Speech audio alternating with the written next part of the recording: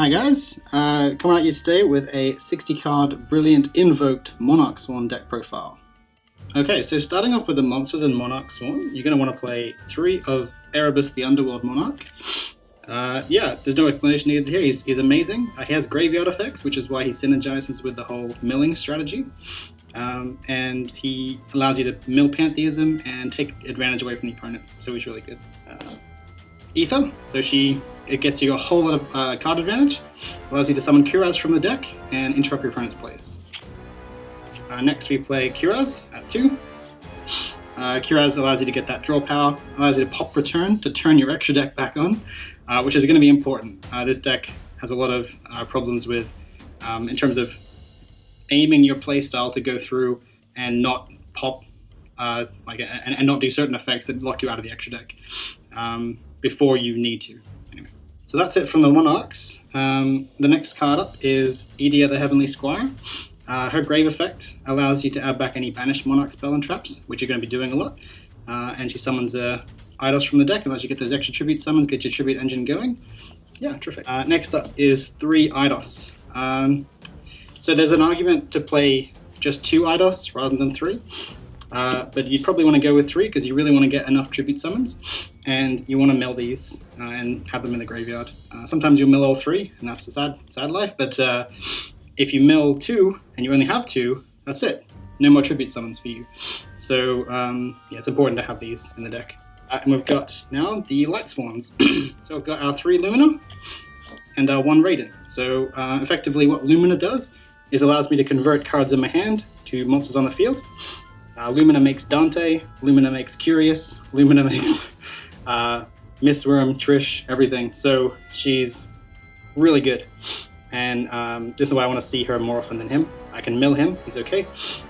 But starting with just Raiden and just passing isn't really ideal. So we want to have more things to do. We play 1 Alistair the Invoker for our 1 invocation.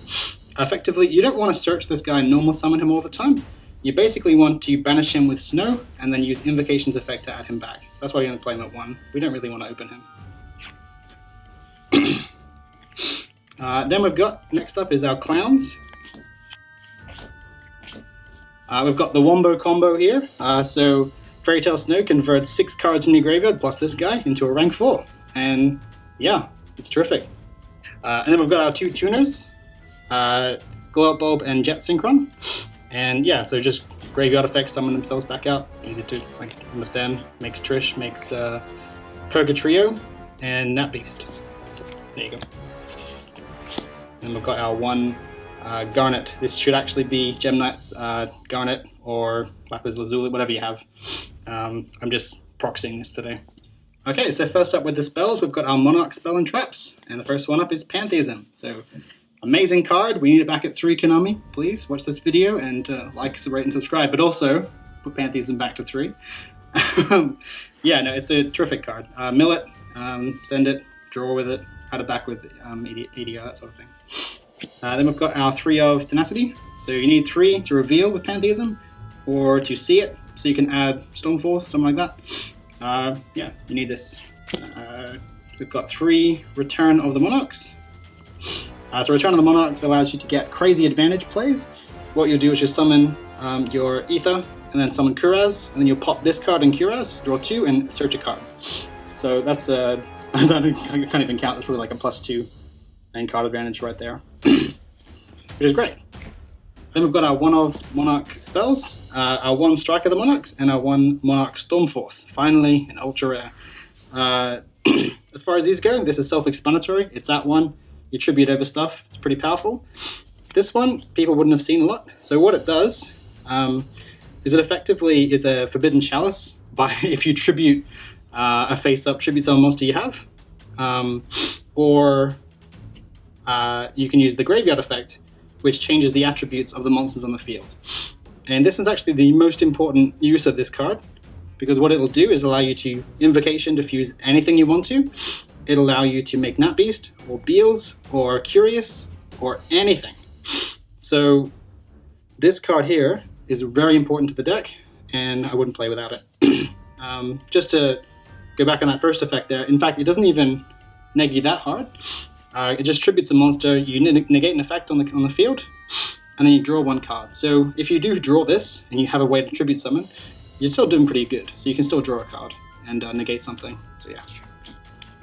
Okay, so the next card is pretty self-explanatory. It's Brilliant Fusion. I don't need to say more than this. More normal summons is good. Next up, we've got our finally back at 3 again. I don't know how long it's been, probably been like a couple of months now. Charge of Light Brigade, mills 3 cards, and then gets you a card in your hand. It's not a neg, it's a +0 that puts 3 cards in your grave. So it could be anything from a +0 to a +3. So yeah, very good card. Next up, we've got Foolish Burial Goods. Foolish Burial Goods. We need more reprints of this, obviously. All the time, we need more reprints, so you just got to have more of it.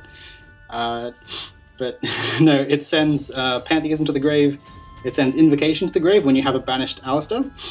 It sends Strike of the Monarch to the grave to get you your attribute changing effect. And it also sends Prime Monarch to the graveyard to special summon it back out. So a lot of things to do with this. Gold Sark.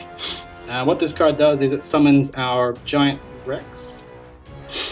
It will banish Alistair to add it back, it'll banish Pantheism to add it back, that sort of thing. You get the idea. We've come to our meme card slash consistency card today, and that's slash draw. I'm just trying this out since the new release, and it's going pretty well. I'm liking it a lot. It recycles cards into your extra deck that you didn't want in there, in the graveyard, and it just says discard 1 and then draw 1. And the rest of what happens, who cares, right? But that's the effect where the number of cards your opponent has on the field, you mill that many, then you draw your 1, you reveal it, and if it's slash draw, then you do a whole bunch of damage or something. I don't know, we never use that effect. But if you don't draw slash draw, you just drew a card for free. So it's activate, discard 1, draw 1, and then you get to recycle your graveyard a bit. Yeah, so this is really good. So then we've come to our one-off spell and traps that you basically just have to run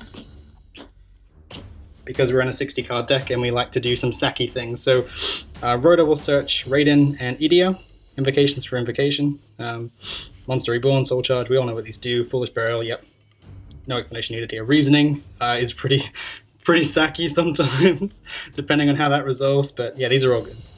Alright, so then that just leaves us with the traps. So we play 3 of Mr. Stall. The Prime Monarch is free tribute fodder. It's chump blocking, a lot of chump blocking. You summon it from the graveyard by banishing a Monarch spell and trap if you didn't know. And you can overlay it. It's a level 5 light monster, so it can make Pleiades. So it's a level 5, which means that if you get a level 1 tuner on the field and you summon Lumina, you can make a synchro for 9. It's as a Miss Worm or a Trish. Yeah, it's good. And then finally we have our Escalation of the Monarchs. This is a one-off tech that you might need sometimes, you might not need it other times. You can search it, so that's why I play 1, and it interrupts the opponent's turn pretty heavily. You tribute summon during their turn and you get your Erebus effect off. It can be pretty disruptive, so yeah, it's really good. Okay, so that's moving on to the extra deck now. It is extra deck Monarchs after all, we need to have one. So we'll start with the fusion monsters, and the first fusion monster up is Raphanite. We know what that does. It does brilliant fusion stuff. And then we've got our 2 invoked monsters. Macabre is the one you usually go to, but you don't really need that many of them since you'll be recycling with slash draw anyway. But mostly you don't need to summon this more than once most of the time. And Purgatrio, there's only 1 target for Purgatrio on the deck, but you get ashed a lot, and that's handy. But also you could use Strike of the Monarchs to make everything fire and then just fuse with stuff on the field, and that works too. Yeah. Into the synchro dimension, and we play our 2 level 9 synchros and our 1 Nat Beast. So these, what these do is they just clear your opponent's advantage out. So bounce all the monsters to OTK, loop cards out of their hand and out of their field, out of their grave, everything like that, without targeting. That one's nice, this one does target. And you got Nat Beast. Nat Beast is just good for stun, if you can make it. And you can, a lot of the time using Strike of the Monarchs, Glow Up Bulb, in the Trick Clown sort of thing. Yeah, these are good. Finally, we're moving into Zexal, with our Xyz monsters, and got our Utopia package, and yes. So 3 to 5, we've got, can you see all those? We've got Dante, so he mills 3 for free, and he's just made of 2 Luminers. This is made of any 2 level 4s, and obviously you get mills, sometimes you get a draw, but you don't really care. This just gets over stuff, obviously, and then you got Pleiades, which also gets over stuff, but in a different way, in a non-destructive way. Yeah, so these are all really great options. Okay, so then we go on to Vrains, and in Vrains, finally, we have our 4 link monsters that we run. Underclock, you can take it or leave it. It's really good at punching over things. Mostly it's good for getting things off the field that you don't want there and you doing other plays. For instance, if you made Trispana and you want to make an extra deck monster and not have it get banished, Underclock. Curious can be made with almost anything in the deck. A lot of different types. Please no rivalry. And you'll just banish Strike of the March from the graveyard to make whatever fit this.